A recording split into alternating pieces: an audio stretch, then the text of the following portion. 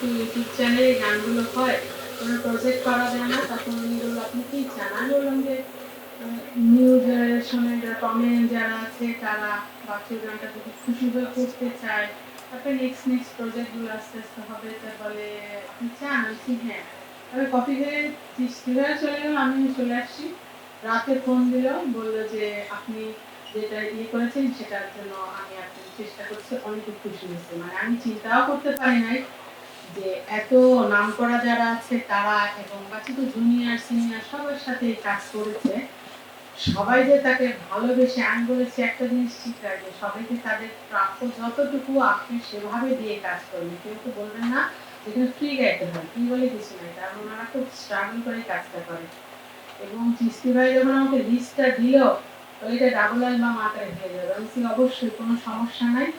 তারপরে তো উনি যেহেতু বাচ্চুর গিটারগুলো নিয়ে আমার একটা ইচ্ছা আছে, স্বপ্ন আছে, কারণ তো ঘরের মধ্যে মধ্যে মোছামুছি করা তো আমার টাফ, কারণ যারা গিটার নিয়ে খেলে এখানে বসে আছে বাচ্চুর সহযাত্রীরা, যারা বন্ধুরা, তারা এটার মজাটা পাবে। ওই বন্ধ গিটারটা আটকায় রাখা, সবাই জিজ্ঞেস করে আপনি গিটারটা ছবি তুলবো, আমি ছবি তুলে দেখাবো, আমি তো হয়তো ওই পজিশনে রাখি নাই, ওটা নিয়ে আরো 10টা কথা হবে। জিসি ভাই আমার তো কোনো স্বপ্নই পূরণ হয় না, তো আমি সরকারের কাছে যাবো, কারণ সরকারকে আমাকে এত টাকা দিবে, মিউজিশিয়ান মিউজিয়াম করার জন্য তো কিছু টাকার দরকার, সিকিউরিটির ব্যাপার, ওগুলো প্রোটেকশনের ব্যাপার, শুধু মিউজিয়াম না, ওখানে আমার ইচ্ছা একটা আগ্রহ ক্যাফে টাইপের, একটা ক্যাফে থাকবে, স্টুডিও থাকবে, ওখানে একটা প্যাড থাকবে, সবাই তাদের মতো যে গান গাইবে, ওখান থেকে আবার বিভিন্ন প্রোগ্রামও হতে থাকবে। এটা শোনার পরে চিস্তি ভাই চলে গেল। তাতে আমাকে বলল ঠিক আছে আমি কাজে হাত নেই, আপনার এটাতে অনেকেই এগিয়ে আসছে এবং তারা খুব খুশি হয়েছে, কারণ সবাই সবার বেনিফিটটা পাবে, শুধু আমি একা পাবো না, সবাই সবার তাদের এটা হয়ে যাবে।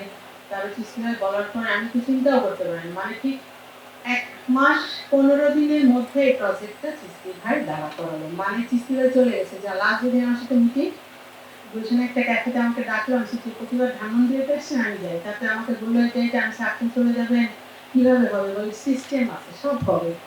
এই সিস্টেমেই আজকে এটা হলো, এবং করে করে আমাকে রাতগুলো শোনানো হলো, এবং এতগুলো মানুষ এত খুশি হয়ে এবং এত ভালোবেসে বাচ্চুর গানগুলো, সবাই সবার গান ভয়েসে গানগুলো গেয়েছে। অ্যাকুরেট বাচ্চুর মতন বাচ্চু সন্তানও গাইতে পারবে না, কেউ কার মতন হয় না। এভাবেই শিল্পী বেঁচে থাকে, শিল্পীকে এভাবেই বাঁচিয়ে রাখতে হবে, কারণ শিল্পীরা তো গানটাই লিখে, এটা তো একটা প্রপার্টি। এই প্রপার্টিগুলো নিয়ে যারা গাইবে তারা খুশি হবে ভালোবেসে। এই প্রজেক্টের পরে হয়তো ও তো অনেক অ্যালবাম, অনেক গান, সব গানগুলোই এরকম ক্যাসেট আকারে আসবে। আমার ইচ্ছা আছে একটা ওপেনিং কনসার্ট করারও, সেখানে জুনিয়র সিনিয়র সব ব্যান্ডাই থাকবে।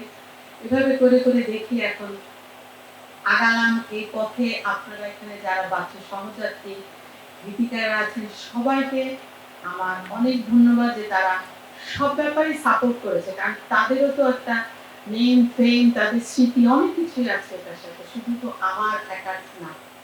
সেই জন্য তাদের সবাইকে, এবং জুনিয়র যারা, জুনিয়র বলবো না, সবাইকে বলবো, শ্রদ্ধেয় শিল্পী বড় ছোট সবাইকে সাধুবাদ জানাই যারা এটাতে খুশি হয়ে গান গেয়েছেন। নেক্সট আরো যে কোনো যে যার ভালো, আমি বলছি চিস্তির অপশনটা খোলা রাখবে, যে যেটা পছন্দ করে সেটাই গাইতে দিন। চিস্তিরা এটা অপশনটা তার ইয়ে করেছে। আলহামদুলিল্লাহ। আর আপনারা যারা আজকে এসেছেন প্রেসের আমার এই জিনিসটা জানানো দেওয়ার জন্য, কার্ডের পর্দা আরো প্রজেক্ট আছে ইনশাল্লাহ, সবগুলা প্রজেক্টে আপনাদেরকে আমি সাথে পাবো, সাংবাদিক ভাইদের, তার সহযাত্রীদের, বন্ধুদের, গীতিকারদেরকে। আমার কোনো কাজ ইনশাল্লাহ আপনাদেরকে ছোট করে, ক্ষতি করে, অপমান করে করবো না। আমরা সবাই একটা যেমন ছিলাম ওভাবেই কাজ করবো। ভুল বোঝাবুঝি উঠে যে সবাই, কারণ বাচ্চুকে কেউ আমরা ফিরিয়ে আনতে পারবো না, শুধু তার গানগুলোকে এগিয়ে নিয়ে যেতে পারবে। যেমন একটা লাউ ভাই আছে, মামা ভাই আছে, এটা বন্ধু। বাউ ভাইকে তো ব্রাদারের মতন ডাকতাম, সবসময় দেখতাম। বাচ্চু ঘরকে যতটুকু সময় না দিয়েছে, এনাদের সাথে অনেক সময় আমি হয়তো আমার ম্যারেজেও ভুলে যেতে, 2 দিন পরে বাচ্চারা বলতো গতকাল কিন্তু তোমাদের ম্যারেজ দিয়েছে।